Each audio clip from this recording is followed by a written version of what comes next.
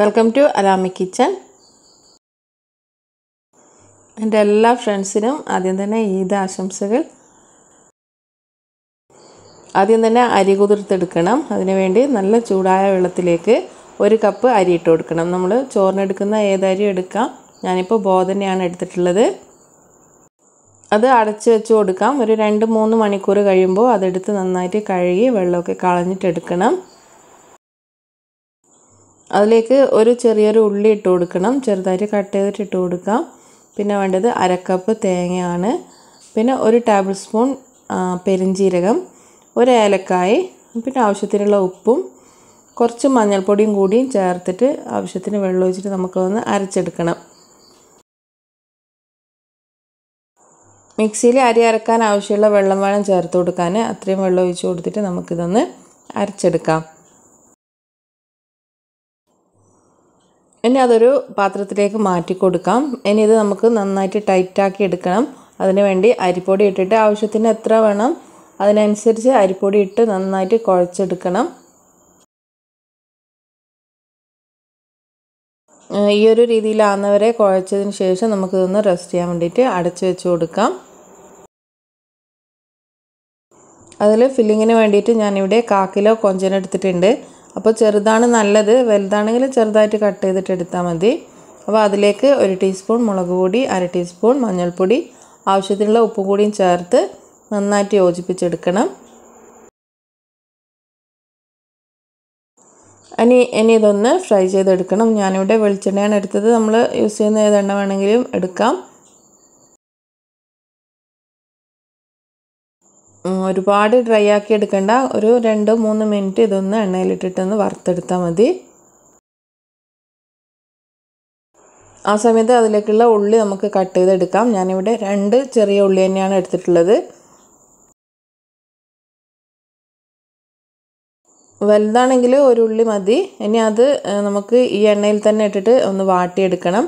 അപ്പോൾ കൊഞ്ചെല്ലാം ആവശ്യത്തിന് ആയിട്ടുണ്ട്. ഇനി അത് മാറ്റിയിട്ട് ആ എണ്ണയിൽ തന്നെ നമുക്ക് ഉള്ളി ഒന്ന് വാട്ടിയെടുക്കാൻ വേണ്ടിയിട്ട് ഇട്ട് കൊടുക്കാം. ഇനി ഒരു മിക്സിൻ്റെ ചെറിയ ജാറിൽ ഒരു 3 പച്ചമുളക്, 5 അല്ലി വെളുത്തുള്ളി, ഒരു ചെറിയ പീസ് ഇഞ്ചി ഇതൊന്ന് ചതച്ചെടുക്കണം. ഉള്ളിയിലേക്ക് കുറച്ച് ഉപ്പും കൂടി ഇട്ടിട്ട് നന്നായിട്ട് വാട്ടിയെടുക്കണം. കുറച്ചും കൂടി എണ്ണ വേണമെങ്കിൽ നമുക്ക് ഒഴിച്ചു കൊടുക്കാം. കാരണം നന്നായിട്ട് ഉള്ളി വാടി എണ്ണ തെളിഞ്ഞ് വരണം. ആ സമയത്താണ് നമ്മളിതിലേക്ക് ഇഞ്ചിയും വെളുത്തുള്ളിയും പച്ചമുളകും ചതച്ചത് ഇട്ട് കൊടുക്കുന്നത്. അതൊന്ന് വാടി വരുമ്പോൾ നമുക്കിതിൽ ചെറിയൊരു തക്കാളി ചെറുതായിട്ട് കട്ട് ചെയ്തിട്ട് ഇട്ട് കൊടുക്കാം. ഇനി ഇതിലേക്ക് അരപ്പ് റെഡിയാക്കി എടുക്കണം. അതിനുവേണ്ടി 1 കപ്പ് തേങ്ങ എടുത്തിട്ടുണ്ട്. അതിലേക്ക് 1 ടീസ്പൂൺ വലിയ ജീരകം, പിന്നെ ഒരു 2 ടീസ്പൂൺ മുളക് ചേർക്കുന്നുണ്ട്. അപ്പോൾ ഒന്നിപ്പോൾ ചേർത്തിട്ട് പിന്നെ ഒന്ന് കുറച്ച് കഴിഞ്ഞിട്ട് ചേർക്കുന്നുണ്ട്. കളറ് തീരെ കുറവായതുകൊണ്ട് 1 ടീസ്പൂണും കൂടി ചേർക്കുന്നുണ്ട്. പിന്നെ 1 ടീസ്പൂൺ മല്ലിപ്പൊടി, കുറച്ച് മഞ്ഞൾ, ഇത്രയും ചേർത്തിട്ട് നമുക്ക് വെള്ളം ഒഴിച്ചിട്ട് ആവശ്യത്തിന് വെള്ളം ഒഴിച്ചിട്ട് നന്നായിട്ട് അരച്ചെടുക്കണം. അപ്പോൾ ഇവിടെ ഉള്ളിയും തക്കാളിയെല്ലാം നന്നായിട്ട് വെന്ത് വാടി നന്നായിട്ട് ഉടഞ്ഞ് വന്നിട്ടുണ്ട്. ഇതിലേക്ക് നമ്മൾ അരച്ച് വെച്ചിട്ടുള്ള അരപ്പ് ചേർത്ത് കൊടുക്കാം. ഇനി കുറച്ച് കറിവേപ്പില ചേർക്കണം. എന്നിട്ട് നന്നായിട്ട് ഇളക്കി കൊടുക്കാം. കറിവേപ്പില നമ്മൾ ഉള്ളി വാട്ടുന്ന സമയത്ത് തന്നെ ചേർത്ത് കൊടുത്താൽ മതി.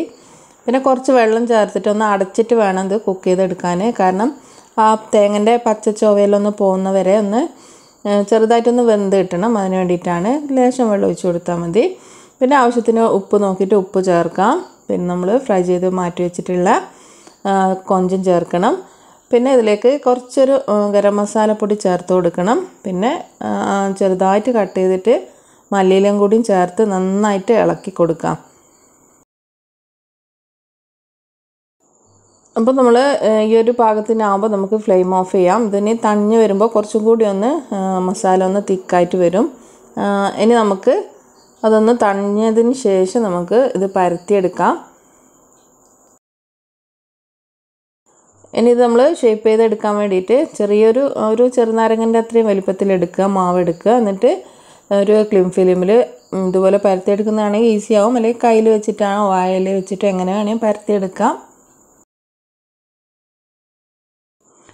കയ്യിൽ കുറച്ച് എണ്ണയെല്ലാം തടവിയതിന് ശേഷം നമുക്ക് ഇത് പരത്തിയിട്ട് ഫില്ല് ചെയ്ത് കൊടുക്കാം. നമ്മൾ മസാല ഫില്ല് ചെയ്തിട്ട് ഇതുപോലെ ഷേപ്പാക്കി എടുക്കണം.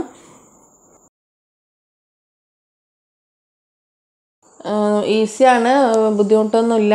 പരത്തിയെടുക്കുമ്പോൾ കുറച്ച് തിക്നെസ്സിൽ പരത്തിയെടുത്താൽ മതി. കാരണം നൈസാകുമ്പോൾ നമുക്കത് ഷേപ്പ് ചെയ്തെടുക്കാൻ കുറച്ച് ബുദ്ധിമുട്ടായിരിക്കും. ഇനി നമ്മളിത് സ്റ്റീം ചെയ്തെടുക്കുകയാണ് ചെയ്യുന്നത്. എല്ലാം ഇതുപോലെ ഷേപ്പ് ആക്കി വെച്ചതിന് ശേഷം സ്റ്റീം ചെയ്തെടുക്കാം. സ്റ്റീമറിൽ വെച്ചെടുക്കാം. ഞാനിപ്പോൾ ഒരു പാത്രത്തിൽ ഗ്രില്ല് വെച്ചിട്ട് ഇതുപോലെയാണ് കുക്ക് ചെയ്തെടുക്കുന്നത്. ഒരു 10-15 മിനിറ്റിൻ്റെ ഉള്ളിൽ നമുക്കിത് കുക്കായി കിട്ടും. അടച്ചു വെച്ച് കൊടുത്തിട്ടൊന്ന് വേവിച്ചെടുക്കണം.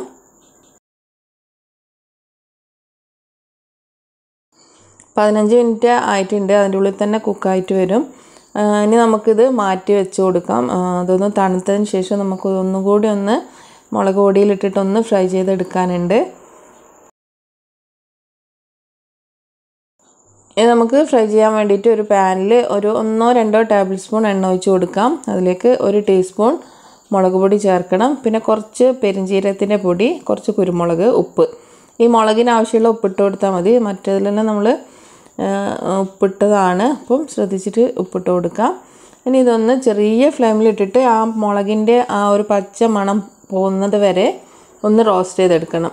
കാരണം ഇത് നമ്മൾ ഇനി അധികം കുക്ക് ചെയ്യുന്നില്ല. അപ്പോൾ മുളകിൻ്റെ മണം പോകുന്നവരെ ചെറിയ തീയിലിട്ടിട്ട് നന്നായിട്ടൊന്ന് ഇളക്കി കൊടുത്തതിന് ശേഷം അതിലേക്ക് ചെറുതായിട്ട് കട്ട് ചെയ്ത് വെച്ചിട്ടുള്ള ഒരു ചെറിയ പീസ് ഉള്ളിയും കറിവേപ്പിലയും മല്ലിയിലയാണ് ചേർത്തത്. അതിന് ശേഷം അതൊന്ന് മിക്സ് ചെയ്ത് കൊടുക്കുക.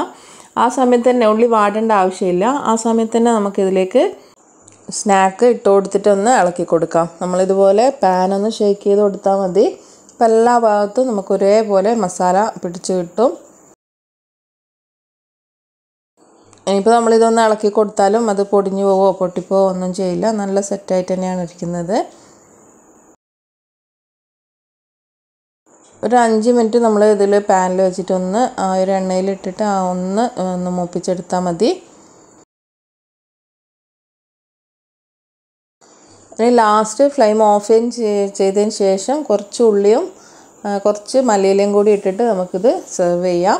അപ്പോൾ നമ്മുടെ അടിപൊളി ടേസ്റ്റി ആയിട്ടുള്ളൊരു സ്നാക്ക് റെഡിയായി. നമുക്കിത് ഡിന്നറിനോ ബ്രേക്ക്ഫാസ്റ്റിനോ സ്നാക്കായിട്ടോ എങ്ങനെ വേണമെങ്കിലും നമുക്ക് യൂസ് ചെയ്യാം.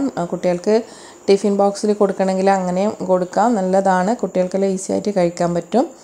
അപ്പോൾ നമ്മുടെ വീഡിയോ ഇഷ്ടമായാൽ എല്ലാവരും സപ്പോർട്ട് ചെയ്യുക. ഇൻഷാ അല്ലാഹ് അടുത്ത നല്ലൊരു വീഡിയോയിൽ കാണാം.